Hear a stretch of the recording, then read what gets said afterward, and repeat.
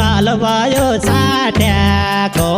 फल भयो ढुङ्गा र माटो नल भयो छाट्याको फल भयो ढुङ्गा र माटो होमलीले आट्याको बोल्यापछि पुरा गर्छ होमलीले आट्याको बोलेपछि पुरा गर्छ होमलीले आट्याको बोल्यापछि पुरा गर्छ जाला एक थाल गरी